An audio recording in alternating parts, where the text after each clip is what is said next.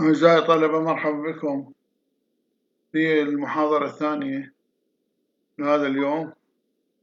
ما أعرف العفو، الصوت والصورة واضحات؟ أي نعم دكتور واضحات. نعم، أشكركم. فإذا عندنا هنا نكمل المحاضرة، يعني محاضرة بسيطة إن شاء الله وسلسة. أخذنا النوع الأول، قلنا هذا النوع اللي هو Fusion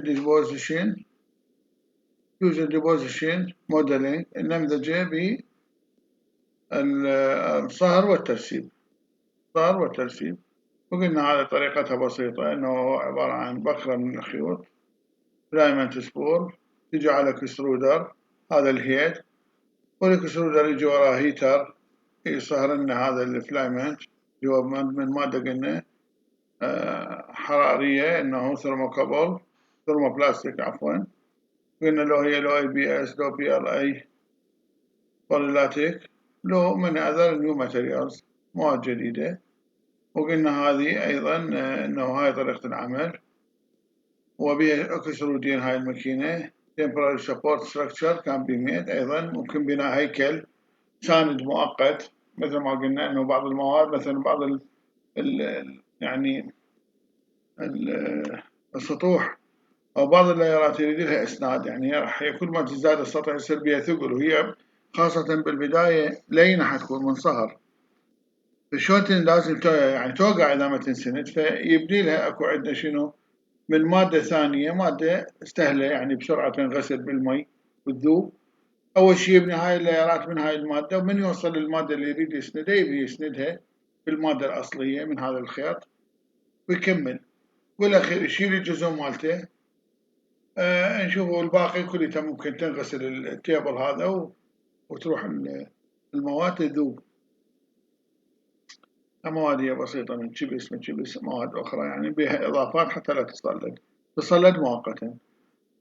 فقلنا هاي طريقة بسيطة، وقلنا هذا يعني بالنسبة للتغذية نعطيها تغذية مثل X و Y و Z.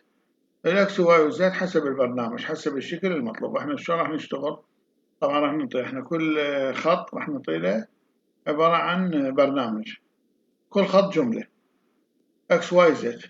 إذا ماكو عندي تغيير بالزد X Y، إذا ماكو تغيير بالإكس مثلا إكس راح نعطيها بس مثلا إكس من هالقد إلى هالقد. الجملة الثانية نعطي شنو تغيير بالواي، من واي إلى هالقد، إكس من هالقد إلى هالقد، إلى أن نكمل اللاير. بعدين نصعد شو نقول له؟ نقول له هسه بلس مثلا واي مثلا 0.1 يعني سمك الطبقة، وهكذا يظل يبني طبقات الشكل المطلوب كليته. سواء يعني عندنا السنة الماضية الطلاب سووا الهيكل مال الناظور مال الحنجرة، هيكل مال ناظور مال الحنجرة، وخلوا بيه مصباح وخلوا بيه جهاز، وأيضا خلوا بيه برنامج، يعني جهاز عنده برنامج يحلل الصور، ياخذ كاميرا وصور ويحللها ويقول لنا إذا أكو بالحنجرة أكو بها لا سمح الله مرض معين أو سرطان أو إلى آخره، يقارنها بالصور المطلوبة ويقول إنه بها سرطان أو مرض. فهذا كان جهاز هم أيضا بسيط يدخل بالفم، صنعناه احنا بال 3 دي برنتر بهاي الطريقة. فإذا هاي هي طريقة، يعني طريقة شائعة وسهلة والكوست مالتها قليل، وقلنا هاي الشغل مالتها بهالطريقة. هاي بالنسبة تعطينا تو كلر، يعني بها أيضا شنو ممكن تخلي تو سبولز. هنا عندنا الموديلات، قلنا هاي الاستنساخ مالتها اكو عدة: ميكر بورت، دلتا 3 دي برينتر، الترا ماركر، كيوب فورم 3 دي سيستم. هاي انواع من الفيتشرات الموديلات اللي ممكن تصنيعها بهاي الطريقة. طبعا كل موديل له خصائص معينة وهكذا. الماكينة الثانية أو التقنية الثانية اللي هي ستيريو لايتوغرافي. ستيريو مثل ما قلنا هو يعني احنا ماخذين ستيريو قبل سابقا، هو الشيء المجسم يعني ثلاثي الأبعاد. يعني من كنا نشوف المسجل نقول هذا ستيريو، يعني شنو يجسم الصوت، يعني يعطينا اياه صوت بثلاثة أبعاد مجسم. فإذا الستيريو لايتوغرافي هي أيضا عبارة عن تجسيم ضوئي،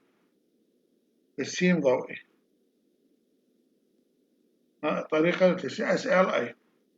فإذا هاي الطريقة اللي الستيريوليتوغرافي uses liquid photo reactive resin. فتستخدم نوع من البلاستيك ريزين،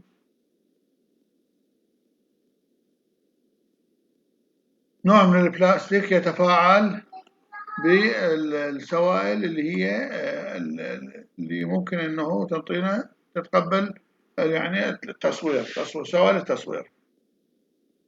طبعا ما نبني الطبقة او اللاير، ليزر بيم traces on one layer on the surface of the resin. فإذا هنا راح الليزر راح يغطي هذا اللاير، يعني يجي تراسز، يعني يجي ياخذ الابعاد نفسها مال هذا اللاير، والليزر لايت cures and solidifies parts it hits. فاذا هنا الليزر مع انه نسلط حزمه الليزر على هذا السطح اللي هو لاير كامل، راح يسوي له شنو؟ solidification للجزء اللي اثر عليه، لان هو ايضا انه راح نكمل لاير، راح يصير عندنا يعني اللاير هذا راح ينطي ايعاز الى جهاز الجنريتر مال الليزر، فراح يسوي لي على نفس القياس مال اللاير اللي هسه صنعناه، هذا يسوي لك كيورد، يعني يسوي له عمليات معالجه. عمليات معالجه بمن؟ انه اكو عمليات تصليد، يعني تصليب وتسريع التصليب بواسطه الليزر. فهنا هذا الجهاز هو عباره عن، يعني الماكينه هاي الطريقه عباره عن صناعه لايرات وتصليب بالليزر. The platform screened by one layer. هنا عندنا البلاتفورم، هذه القاعدة اللي هي بلاتفورم المنصة، ممكن أن تنزل طبقة واحدة حسب ما احنا محددين الطبقات. مثلا محددين سمك الطبقة أشهر، بعد ما يكمل بناء الطبقة بواسطة هذه الماكينة، بواسطة هذا الريزين ليكويد فوتو رياكتيف ريزين، يبنينا الطبقة حسب البرنامج. قلنا احنا نعطي له الطبقة حسب اللي قلنا الأكس، نكتب له جملة الأكس واي زد، فإحنا نجي نكتب طبقة لكل منطقة. مثلا إذا كانت نفس الطول نكتب لها نفس الطول، الأكس نعوفه بس ننطي الوايات قياسات، كل ما يكمل نقول له واي هالقد ونفسه. بعدين إذا كل تغيرات للأكس والواي إحنا نجي ننطيها جملة جملة، أي تغير بالأكس أو الواي أو الزد ننطيه على شكل جملة بسيطة. نقول له أكس هالقد، واي هالقد، زد هالقد، بعدين سبيد هالقد. نوع مثلا المادة، إذا مثلا قصدي نوع الجهاز اكسترودر 1 أو 2، بعدين نقول له انطينا الجهاز الليزر، سوي ليزر على هاي الأبعاد، احنا نعطيه أبعاد مال اللاير. هو هذا كلها الأمور هاي قلنا تنتقل من 3D imaging إلى 3D printer بشكل آلي، من بيانات ثلاثية الأبعاد للجسم تنتقل إلى برنامج لتصنيع الجسم، برنامج اللي هو الكاد بروجرام اللي هو بالجي ام لانجويج. هذا ممكن انه نعطيه للسي ان سي او نعطيه لل 3 دي برينتر، او حتى مكان النسيج، مكان هسه حتى يعني هوايه مهن الان دخلت الليزر كاتنج ماشين، يعني اهل الحديد اللي قاموا يقصون بهذا يسوون نقشات، احنا الواجهه مال البناء نسويها بالليزر بالسي ان سي، هم عن طريق برنامج. فإذا هذه والله ما قلنا تكمل اللاير ويصير بها سيرتيفيكيشن بالليزر، راح تسعد المنصة سمك طبقة واحدة. سبورت ستراكشر، إذا عندي يعني فد ستراكشر ساند then support LaTeX can be broken off. فإذا احنا نسوي عبارة عن سبورت شبكي يعني من صنع جزء واحد، عبارة عن شبكة تسند الأجزاء. مثلا إذا أنا عندي مثلا سطح، شلون نقول مثلا عندي أنا دا أسوي بيت وهناك اجتني مثلا شنو بالكونة، البالكونة مثلا بالطابق الثاني ماكو جواها اسناد، فهنا بال 3 دي برينتر شو يسوي؟ يسوي لي فد هيكل سريع جوا مساحة البالكونة، قاعدة البالكونة. هذا صنعه من لاتك سبورت ستراكشر، فد هيكل ساند سريع، ووراها يبدي من يوصل للبالكونة يبدي يشتغل هم حسب البرنامج. طبعا السبورت هم إلى برنامج، بس شنو يغذي غير تغذية. وأيضا لما يوصل للمنطقة اللي هي يبدي هو ساندها، يبدي ينطيها الأبعاد واللاير والمادة اللي هي رياكتيف ليكويد فوتو رياكتيف ريسين. فإذا هاي الطريقة هاي طريقة العمل مختصرة لهذا النوع من النوع، لذلك إنه إحنا بناخذ ال SLI بنشتري ماكينة SLI تختلف عن الماكينة السابقة. هاي ستيريو لايتوغرافي، هنا راح نستخدم الشعاع، شعاع ضوئي يعني تسليط بالإضاءة، ويا شعاع راح نستخدم حزمة الليزر. إذا تسليط بحزمة الليزر المجسمة، حزمة الليزر المجسمة. عندنا أيضا هنا أحد أنواع هذه الأنظمة اللي داخل هذا النوع من التقنية اللي هو ستيريولايتوغرافي 3D سيستم، أنظمة ثلاثية الأبعاد للتصنيع يعني بالأشعة التصوير المجسمة. هنا أكو تو مين فاميليز، أكو عائلتين رئيسيتين، لهذه السيستمز. البروجيت هذا الجيت هو النفاث، بروجيت اكو اي برو، اكو عائلتين، واحدة بروجيت واحدة اي برو.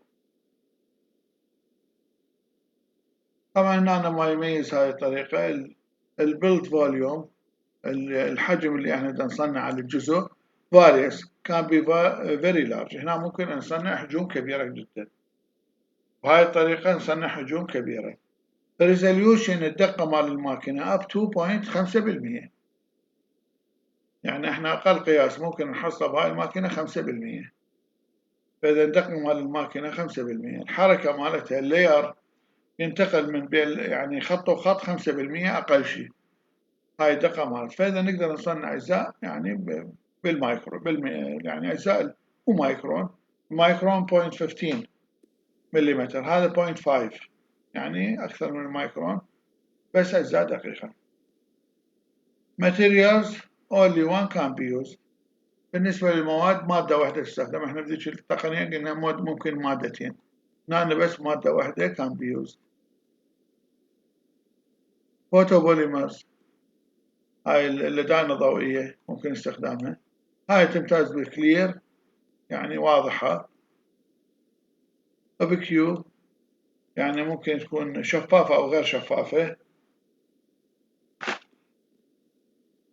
وأيضا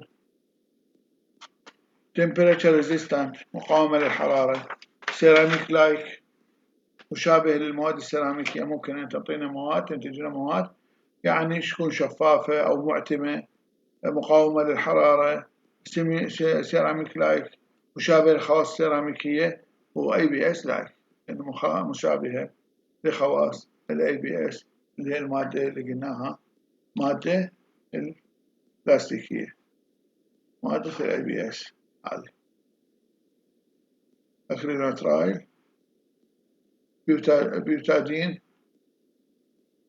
يعني ABS مادة مشهورة أيضا من مواد، طبعا ABS مستخدم على نطاق واسع.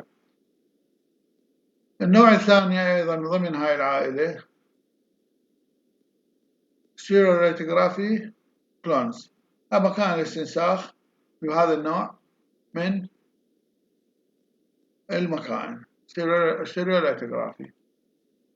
فإذا هنا فورمولاكس المعاملات النموذج معاملات، يعني النموذج يعني شنو معاملاته smaller build volume، فإذا الحجوم التي ممكن تصنيعها تكون أصغر. similar resolution هم أيضا الدقة 5%، much less expensive، نشوف أنه ممكن أن تكون هواية أقل بالتكلفة. بالنهاية نفس المكان بس مكان استنساخ، تستنسخ النموذج، تستخدم نفس الطريقة لكن باستنساخ النموذج. شو هذا؟ عندنا نموذج برج إيفل، صرنا سوينا الاسكانينج، هذا سكانينج للصورة راح تتحول إلى برنامج اللي هو GM لغة الGM، ويجيب لي الماكينة تطبعه.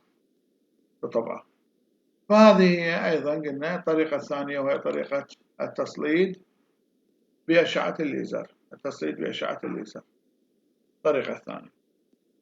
التقنية الثالثة Digital Light Projector 3D Printer، فإذا المكان طباعة ثلاثية بالتكبير الرقمي الضوئي، بروجيكتور عملية تكبير ضوئي. لايت بروجيكتور. فإذا عملية تكبير رقمي للمنتج. التقنية هي تكبير رقمي اللي هي DLP Digital Light Projector. فهنا شلون اكو عندنا بروجيكتور موجود بجهاز الاستنساخ، في مثلا هنا عندنا اللي هو عدسات، وعندنا ايضا عدسات اللي هي جهاز عرض رقمي ضوئي، هذا الجهاز DPL، وهذا نفسه اللي نقول عليه فوتو بوليمر. فإذا هاي الطريقة هي المستخدمة. لايت سورس، يجينا لايت سورس مصدر ضوئي على هذه التقنية الديجيتال، وعبر يعني العدسات راح يبدي يروح وتبدأ عملية تصنيع، تروح على الفوتو بوليمر ويبدي تصنيع الجزء. فإذا digital light projector DLP3D also use liquid ultraviolet curable photo polymer resin. فإذا هنا هم أيضا نستخدم مادة راتنجية أو بلاستيكية ريزين، أيضا من بلاستيك صوري، يعالج طبعا سائل يعالج بأشعة الفوق البنفسجية الترافوليت، يعالج بالأشعة فوق البنفسجية. هاي الطريقة أيضا DLP exposes and solidifies one layer at a time on the surface of the resin. فإذا أيضا تعالج لنا سطح كامل بعد تصنيع سطح لاير، تعالج هذا السطح وتسوي له عملية تصليب بأشعة فوق البنفسجية، الأشعة بواسطة جهاز مكبر، هذا جهاز مكبر وعدسات مكبرة.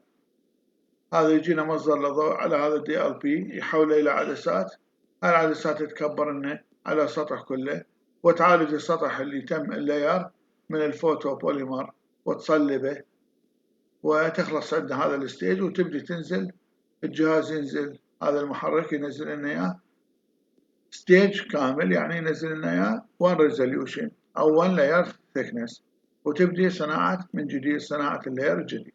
فإذا هنا عملية التصليب بي من حيكون بالأشعة يعني الأشعة المجسمة الفوق البنفسجية، الأشعة فوق البنفسجية. طبعا الأشعة هاي قاتلة، لكن الجهاز حيكون معتم والعملية تكون بالداخل، يعني ما يصير نباوع هاي الأشعة احنا، لأن تقتل الخلايا الحية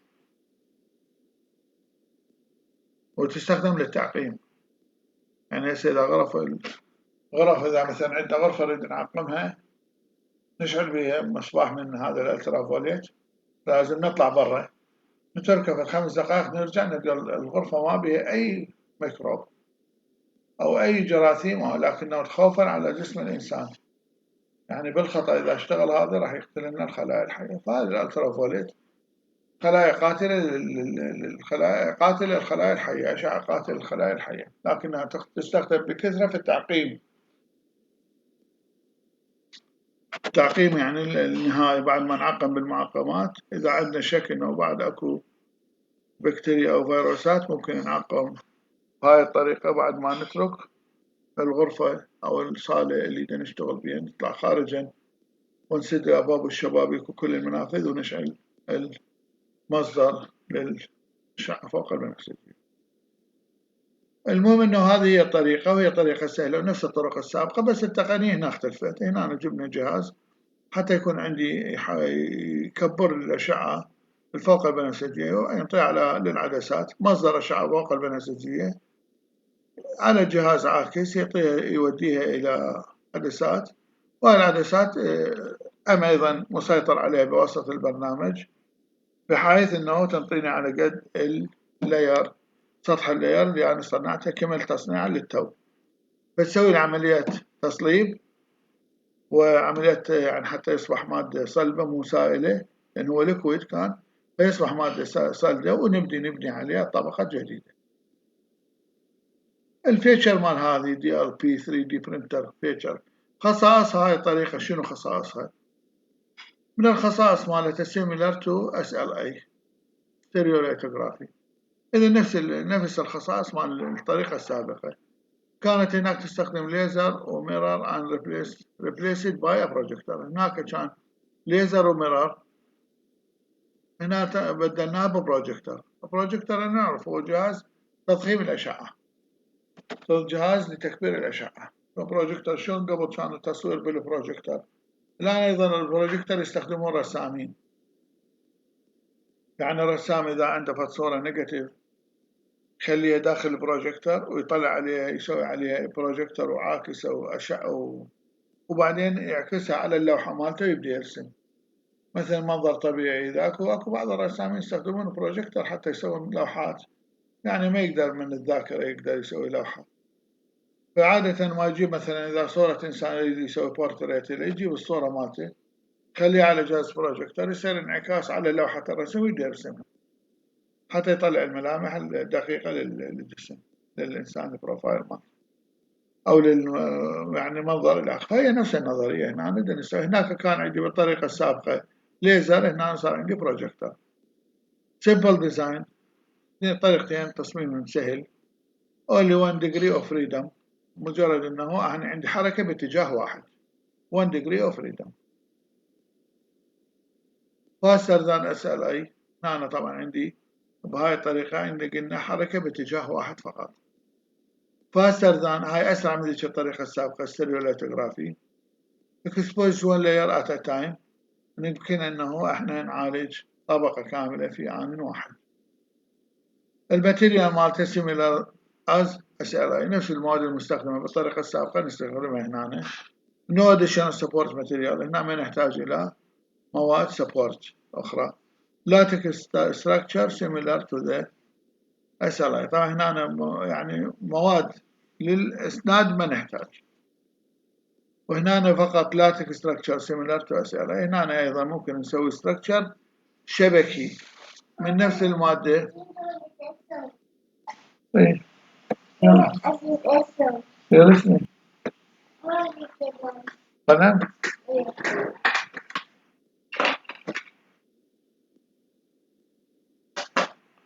هذا إن شاء الله يكتب.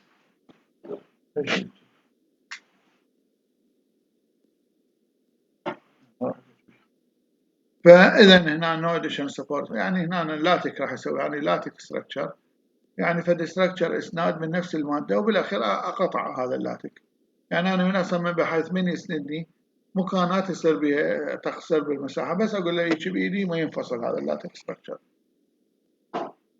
فهاي الطريقه تكون سهله وتصميمها بسيط واستخدام ماده نفس المواد السابقه.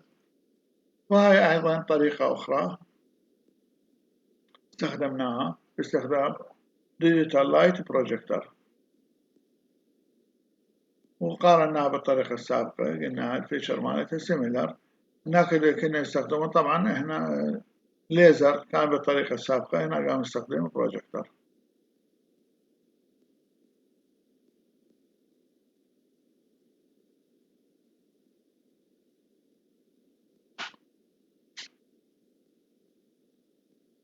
هاي أيضا هنا الطريقة الأولى.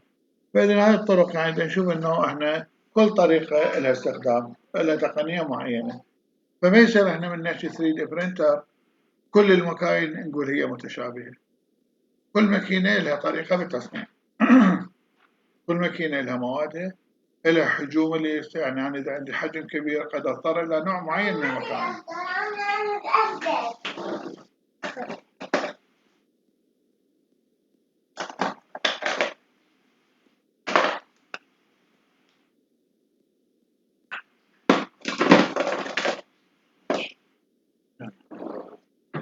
فإذا هذه هي الطريقة قلنا، ويعني اختياراتي تكون حسب التصنيع مالتي والدقة مالتي. وإحنا قلنا بالنسبة لعملنا هو بايو 3 دي برينتر، فهاي إحنا أصلا المكاين مالتنا تكون أكثر دقة وأكثر، يعني عادة المكاين تكون غالية شوية أكثر من هذه المكاين. عندنا هاي الطريقة الرابعة فوتوبوليمر فيس تشينج انجت بوليجت. إذن هاي الطريقة الرابعة اللي هي استخدام البوليمر الضوئي نفس هذا اللي نغير الفيز مالته، الباور مالته نغيره بواسطة استخدام النفاثات المتعددة انجت، مثل ما يعني عملية نفس الحبر هنا نستخدم نفاثات متعددة. فإذا هنا نغير الطور للبوليمر الضوئي هاي الطريقة، ونستخدم نفاثات بوليجيت، نفاثات متعددة للمادة. انجيت بريد ثريد جيت liquid photo polymer and support material. فإذا هنا هذه الماكينة تنفث عبر النفث، فعندنا الرأس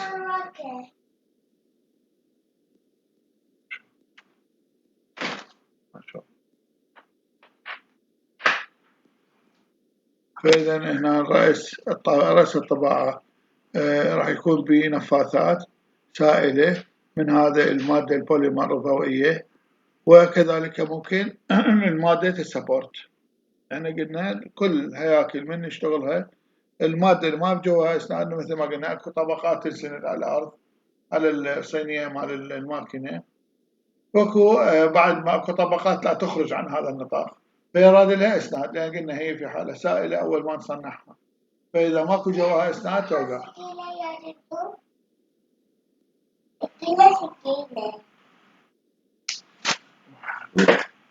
روح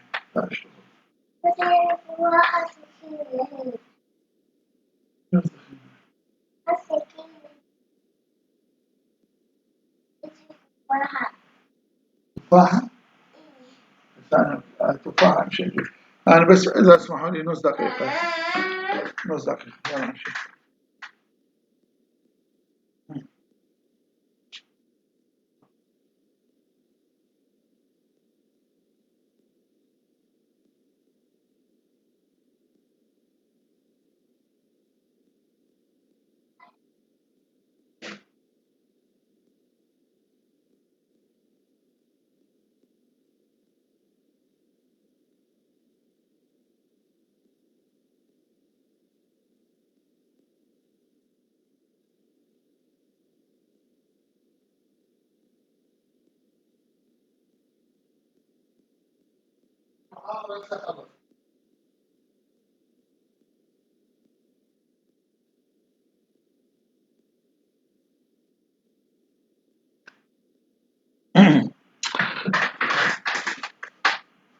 نعم، فأنا أعتذر شوي هاي أن طفلة أمها رايحة للدوام وخليها يمي، فشبه طالبة بسيطة.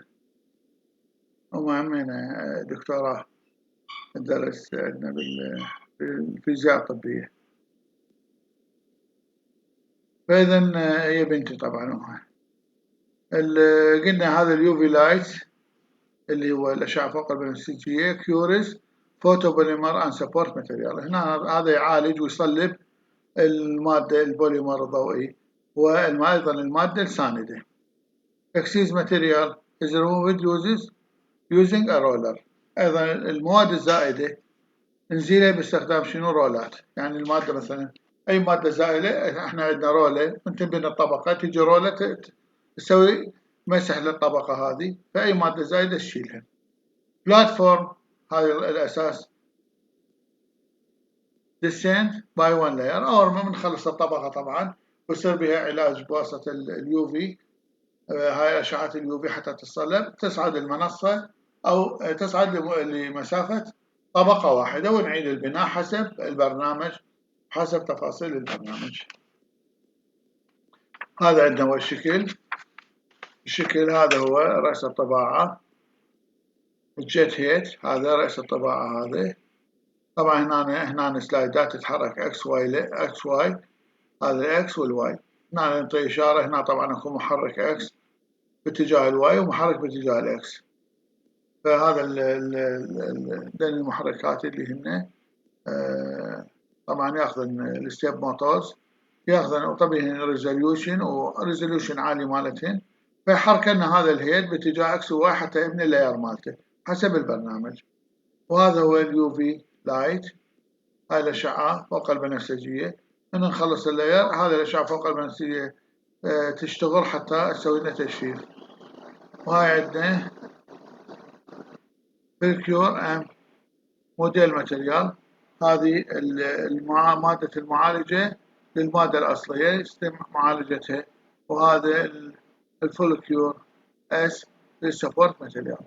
هاي هنا شوف هاي المادة البيضاء هي مادة سبورت. ليش؟ إنه هنا عندي أنا بناء بالهيكل أكو عندي هاي الإذانات، إذانات مال مثلا شيد أو إسناد مثلا، هاي ماكو تحتها مادة، فجاي أسوي له شنو ستراكشر سبورت ماتيريال، هذا الأبيض أسوي له عمليات سبورت. هنا أيضا شوف هنا عملية لأنه السطح طويل ورقيق سويت له إسناد من الداخل.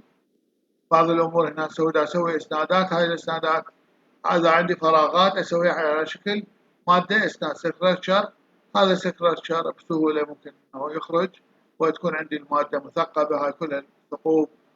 هاي نشوفها هنا نوعيتين من الأشعة. أشعة تعالج لنا شو هذه الأشعة الصفراء تعالج لنا المادة الأصلية اللي هي مادة الجهاز الطبي، والأشعة البيضاء هذه يعني شكلها أبيض مخففة تعالج لنا مادة الستركشر. وهاي البيلد تري، هاي القاعدة مال البناء.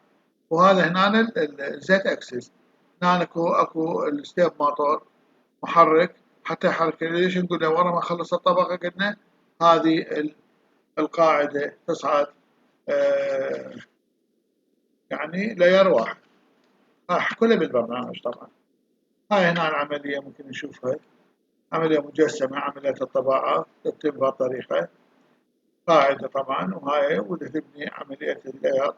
هاي بنوا لاير واحدة تبني عليها لايرات أخرى وهكذا. فبالنسبة لنا يعني أخذنا تقريبا 3 أنواع.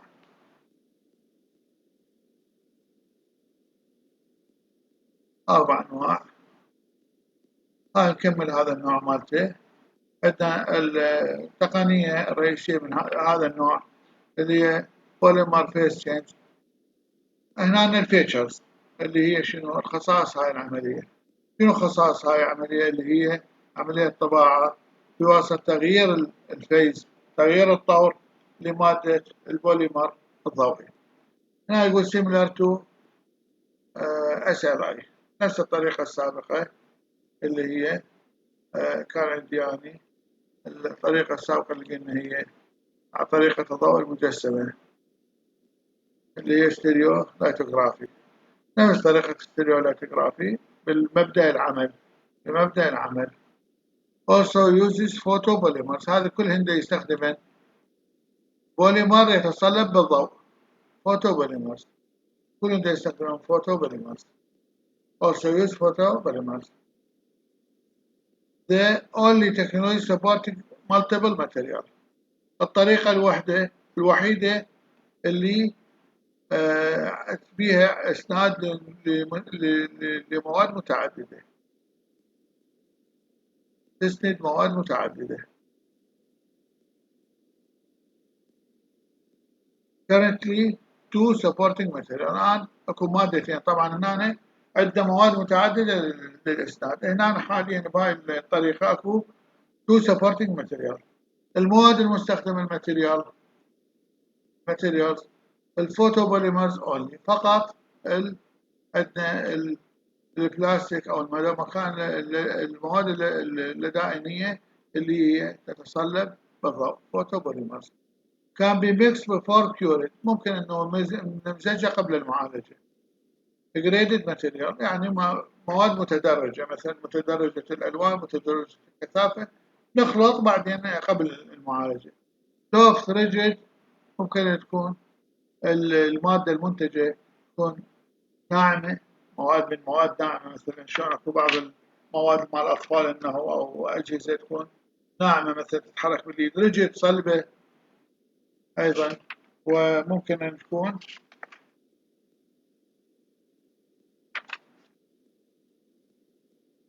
بابكيو معتمة، ترانسبيرنت شفافة، أو ديفرنت كلر.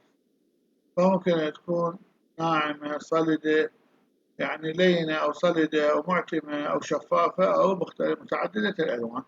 ممكن تاجر. هاي بعض المنتجات مثل ما نشوفها، بعض يعني هذا يعني دراجة منتجة بهاي الطريقة. هاي اللي هي مال الهوكي، قبعة مال حماية مال هوكي. هاي الفرشة، الشعيرات مال الفرشة، عجلات. أيضا هنا بعض المساند اللي هي للعمود الفقري، وشغلات اللي هي الفنون، بعض الفنون. فهذه هي يعني ممكن يعني بعض المنتجات لهذا. شوف هنا منتج متعدد الألوان. هاي نشوفها اللي هي مال الهوكي، الطبعة اللي هي يعني القناع الوقائي للرأس مال الهوكي. فمتعدد الألوان جريدد، يعني الألوان تختلف وهكذا. يعني شوفت صناعة بديعة. ويعني هذه ما ممكن كان يعني صناعتها تحتاج قوالب، والقوالب مكلفة. يعني حتى نصنع مثلا احنا إذا نريد نصنع نماذج متطورة، فممكن إنه هاي الماكينة تصنع لي نماذج بدون الحاجة إلى قوالب. هاي القوالب مالتها مكلفة جدا بالصناعات التقليدية. يعني هنا نحاول ننهي هاي المحاضرة، وبعدين نكمل المتبقي بمحاضرة قادمة. ومثل ما شفنا احنا هاي محاضرتنا كانت عن طريقة الطباعة additive manufacturing أو 3D printing. أخذنا لها تعريفاتها، وقلنا مواد المستخدمة بها، وأهم مميزاتها، وقلنا فوائدها. أخذنا فوائدها، وفوائدها كلش كبيرة طبعا. وقلنا أنه استخداماتها التطبيقية، والتحديات اللي تواجهها هاي الطريقة أو هاي البروسيس. وقلنا أنه الاختلافات ما بين واحدة وواحدة من هاي التقنيات اللي هي 3D printing. وبدينا ناخذ التقنيات، وأخذنا التقنية الأولى اللي هي موديلينج، نمذجة يعني الترسيب المنصهر. مثل ما قلنا ترسيب المنصهر نمذجة بواسطة، يعني النمذجة هي صناعة الأشياء، نموذج، صناعة النموذج أو صناعة الجزء. وأخذنا طريقة ثانية ستيريوليتوغرافي، اللي هي أيضا عملية التسليط والتجفيف لللاير باستخدام أشعة الليزر، حزمة الليزر. وقلنا أخذنا أنواع أخرى منها مبسطة، اللي هي الكولونز، اللي هي التقنيات الاستنساخية. يعني عندي نموذج استنسخ عليه، مو برنامج، نموذج استنسخه وأرجع طبعه. وأخذنا طريقة أخرى أيضا ديجيتال لايت بروجيكتور 3D برينتر، اللي هي تجسيم الضوء، تكبير الضوء. وأخذنا أيضا طريقة الفوتو بوليمر فيز تشينج بوليجيت، اللي هي عملية النفس المتعدد وتغيير الأطوار للبوليمر الضوئي باستخدام البوليمرات. شنو فوتو بوليمر؟ قلنا البوليمرات هي المواد البلاستيكية التي تتسلط بواسطة الضوء. عندنا أخذنا نوعيتين من الضوء، الألترا فايوليت الأشعة فوق البنفسجية، وحزمة من أشعة الليزر. هذه محاضرتنا لهذا اليوم، وأنا أشكركم طبعا. وإذا عندكم أي سؤال تفضلوا بطرحه.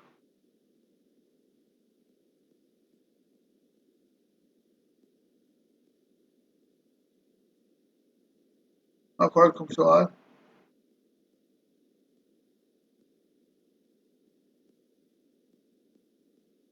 أكو عندكم سؤال طلابنا؟ ما عندنا سؤال. فإذا احنا متفقين على كل شيء إن شاء الله، ونتعاون حتى نكمل هذا الكورس إن شاء الله، بواسطة أنه يعني نتعاون مثل ما تعاوننا بالكورس السابق وأنجزنا. هذا إن شاء الله الكورس أبسط من ذاك الكورس، وبمهارات يعني متعددة إن شاء الله، وسلسلة أنه هي حياتنا يعني يكون ضمن يعني مفاهيمنا. فإن شاء الله الأمور أسهل إن شاء الله، ونتفاهم على كل الخطوات. ونلتقيكم بخير، ومع السلامة.